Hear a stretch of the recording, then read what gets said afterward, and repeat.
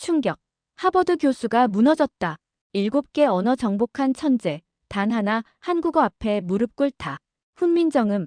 유네스코가 인정한 세계 최고 문자. 자, 지금부터 이야기가 시작됩니다. 한글의 놀라운 매력에 풍덩 빠질 준비되셨나요?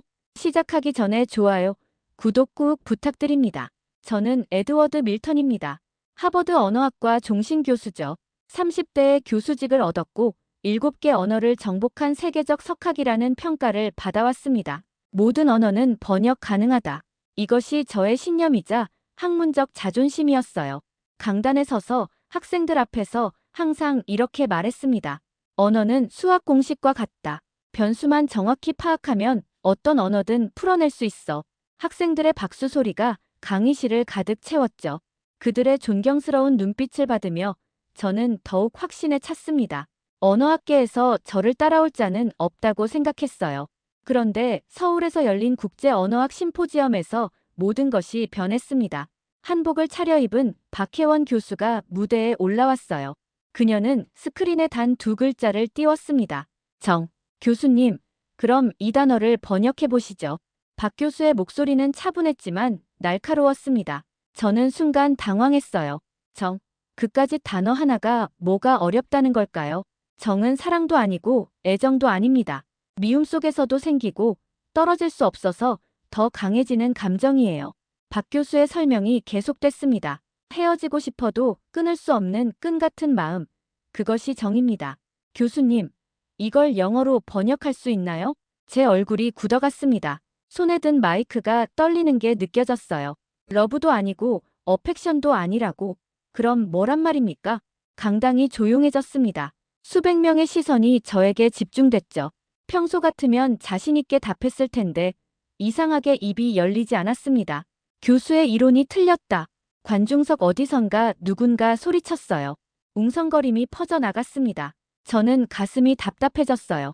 그 순간 어린 시절 기억이 떠올랐습니다.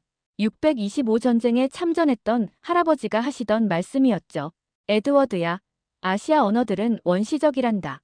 우리 영어처럼 정교하지 못해. 할아버지의 편견 어린 말들이 어린 제 마음에 깊이 박혔나 봅니다. 그 왜곡된 기억이 제 오만함의 뿌리였던 거예요. 저는 강단 위에서 주먹을 꽉 움켜쥐었습니다. 30년간 쌓아온 제 이론이 한국어 앞에서 무너지고 있었어요. 심포지엄이 끝나고 호텔로 돌아온 저는 노트북을 켰습니다. 화면에 뜬 기사 제목을 보는 순간 머리가 띵했어요. 하버드 교수, 한국어 앞에 굴욕. 국제뉴스 헤드라인이었습니다. 제 사진까지 크게 실려 있더군요. 댓글들을 읽어보니 더 참담했어요. 7개 언어 정복했다던 교수가 정 하나 못 번역하네. 하버드 간판이 울겠다. 분노가 치밀어 올랐습니다. 제 30년 경력이 하루아침에 조롱거리가 됐어요. 저는 이를 악물고 결심했습니다. 한국어를 반드시 꺾어주겠다. 일주일 후, 저는 서울대 강연장에 서 있었습니다.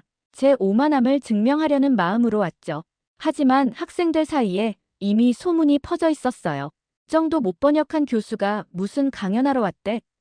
궁금하긴 하다. 또 망신당할까? 강연이 시작되자마자 질문 폭탄이 쏟아졌습니다. 한 학생이 손을 들었어요. 교수님, 높임말 단계를 구분해 보세요. 하십시오체, 해요체, 헤라체의 차이점을 설명해 주시죠. 저는 당황했습니다. 문법적으로는 알고 있었지만 미묘한 뉘앙스의 차이를 설명하기 어려웠어요. 그게 존댓말의 정도 차이라고 할 수 있겠네요. 학생들이 웃음을 터뜨렸습니다. 또 다른 학생이 일어났어요. 교수님, 드라마에서 나오는 대박, 헐, 언니 같은 표현은 어떻게 번역하시죠? 사전에 나온 뜻이랑 실제 사용법이 완전히 다른데요. 제 목소리가 떨리기 시작했습니다.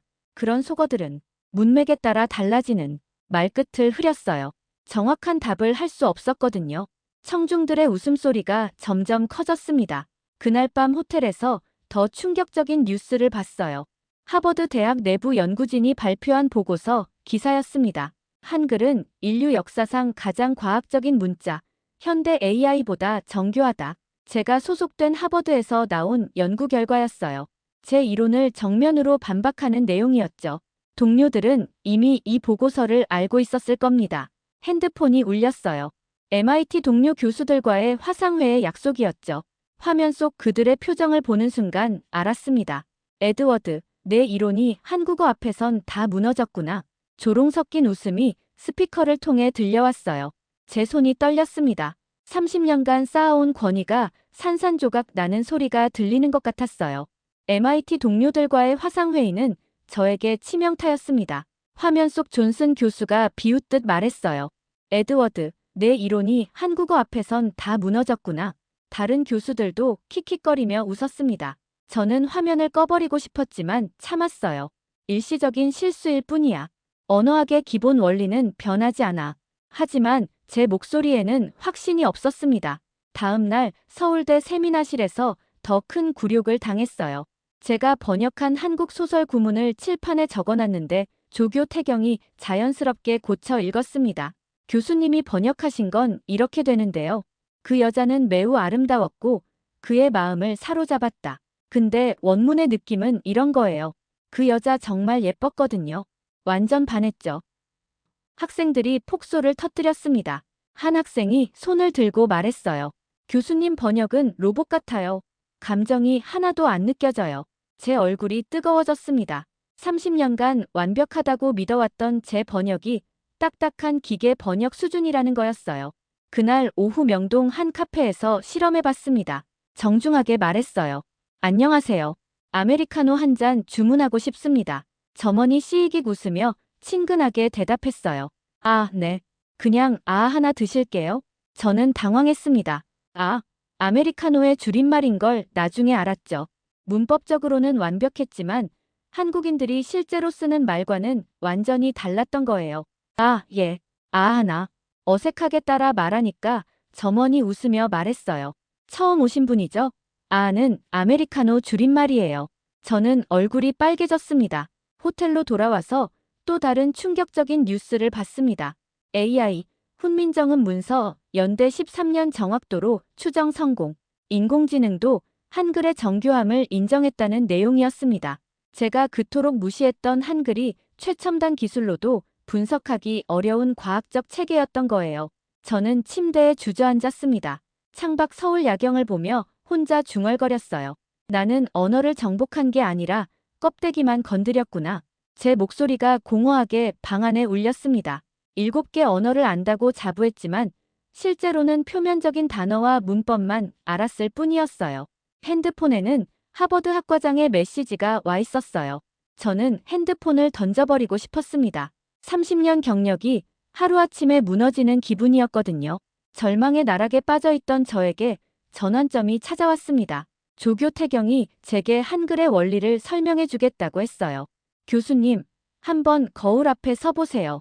저는 의아했지만 따라했습니다. 태경이 칠판에 기역자를 그렸어요. 이 자음을 발음해보세요. 그리고 목을 만져보세요. 기역 소리를 내면서 목을 만져보니 놀라운 일이 일어났습니다. 목 뒤쪽이 막히는 느낌이 드는데 기역의 형태가 정말 혀뿌리가 목구멍을 막는 모양과 똑같았어요. 믿을 수 없어. 태경이 계속 설명했습니다. 니은은 혀끝이 잇몸에 닿는 모양이죠. 미음은 입술을 다무는 형태. 시옷은 이 사이로 바람이 새는 모습이에요. 모든 자음이 발음기관을 그대로 형상화한 겁니다. 저는 거울 앞에서 하나씩 발음해봤어요. 정말로 글자 모양과 발음할 때 입모양이 일치했습니다. 이런 과학적인 문자 체계는 처음 봤어요. 그럼 모음은 어떻게 만든 건가요? 태경의 눈이 반짝였습니다. 모음은 더 놀라워요. 은 하늘, 은은 땅, 이는 사람을 뜻해요. 천지인 철학을 담은 거죠. 오는 하늘과 땅이 만나는 모양, 아는 하늘과 사람이 만나는 형태예요. 제 머리가 띵했습니다. 단순한 글자가 아니라 우주관을 담은 철학이었던 거예요. 문자에 이런 깊은 사상이 들어있다니. 이건 단순한 문자가 아니군요. 태경이 훈민정음 해례본을 꺼냈습니다. 세종대왕이 직접 쓰신 서문을 읽어볼까요? 나란 말이 중국에 달아 문자와 더불어 서로 통하지 아니하므로. 그 구절을 들으면서 저는 가슴이 뭉클해졌어요. 백성을 위해 만든 글자라는 정신이 느껴졌습니다. 눈가에 눈물이 맺혔어요. 백성들이 쉽게 배울 수 있도록 만든 문자라는 거군요. 맞아요. 하루아침에 배울 수 있다고 했어요. 그날 밤 호텔에서 유네스코 기사를 읽었습니다. 한글, 인류 역사상 가장 과학적이고 철학적인 문자. 제 핸드폰에 MIT 동료 윌슨 교수에게서 메일이 왔어요. 에드워드, 한글 구조 분석해봤는데 충격적이야. 이건 15세기 문자가 아니라 21세기 프로그래밍 언어 같아. 논리적 조합 원리가 컴퓨터 언어와 비슷해. 저는 책상에 앉아 한글 자모를 하나씩 써봤습니다. 24개 글자로 무한한 조합이 가능하다는 게 신기했어요. 이건 문자가 아니라 혁명이다. 마음속으로 외쳤습니다. 제가 그동안 한국어를 얼마나 무시했는지 깨달았어요.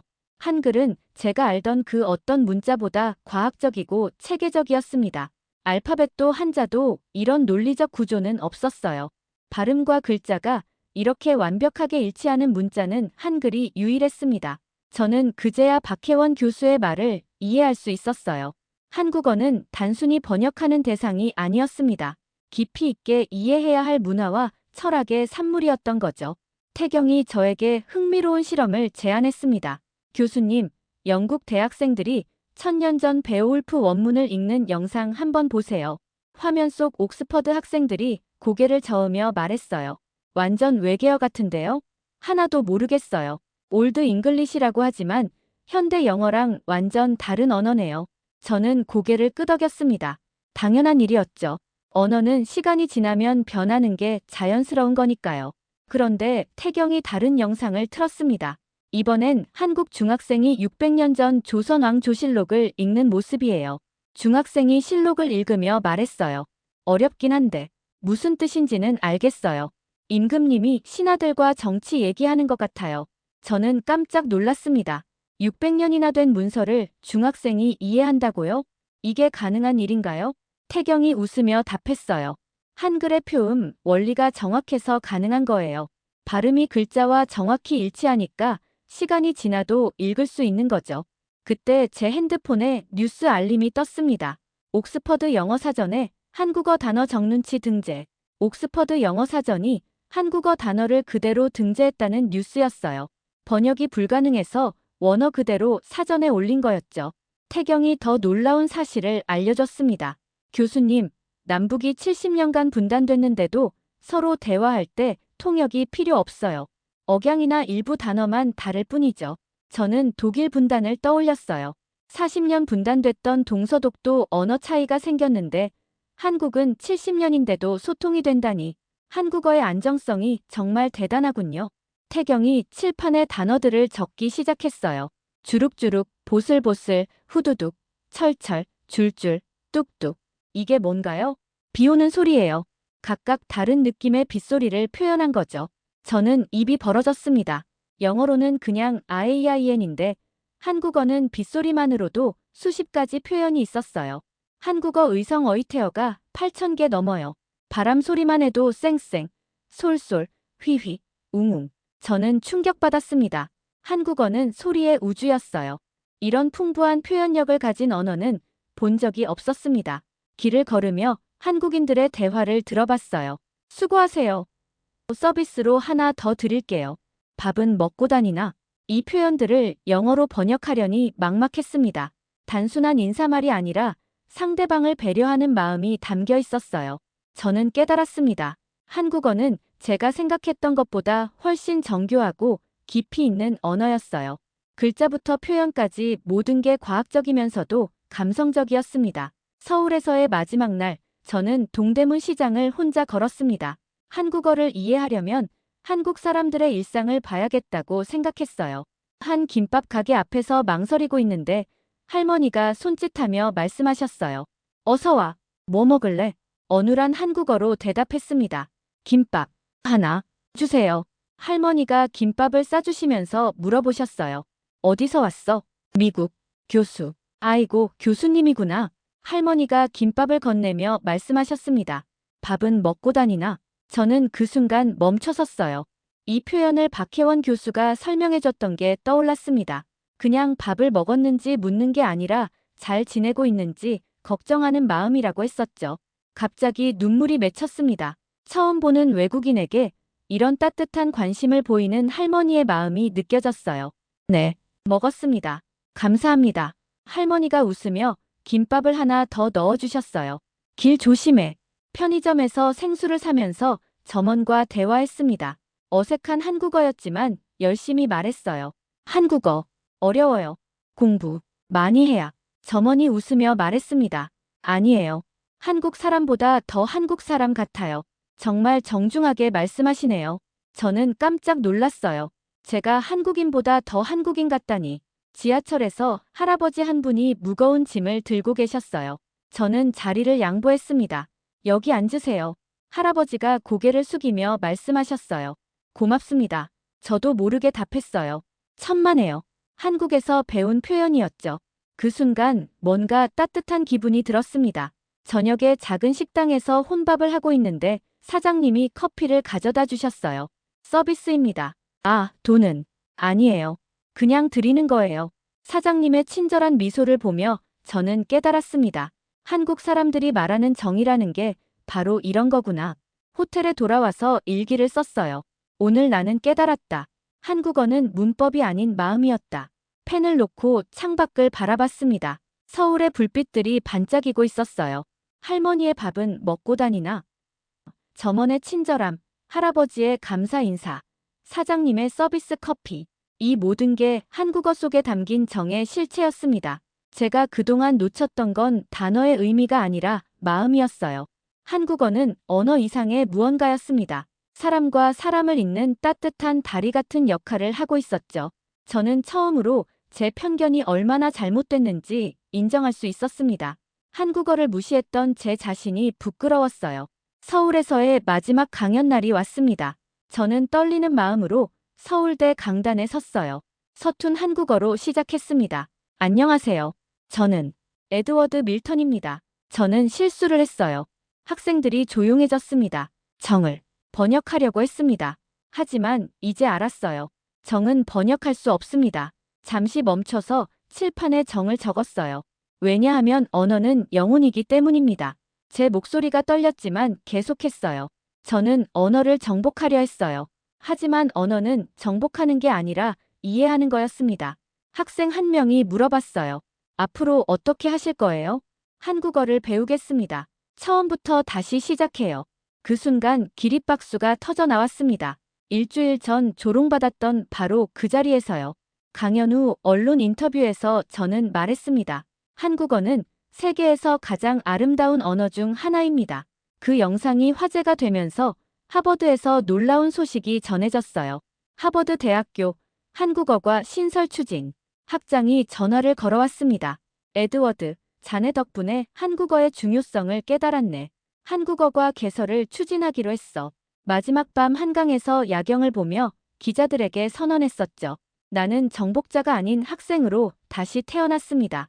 한국어는 제 마지막 연구가 될 것입니다. 30년간 쌓아온 오만함을 내려놓고 나니 새로운 세상이 보였어요. 언어는 정복할 대상이 아니라 이해하고 존중해야 할 문화였습니다. 한국어를 통해 저는 진정한 언어학자가 되는 길을 찾았습니다.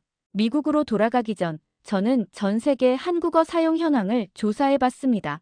정말 놀라운 일이 펼쳐지고 있었어요.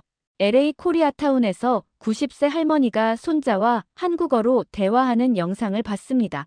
3세대가 지나도 언어가 살아있었어요.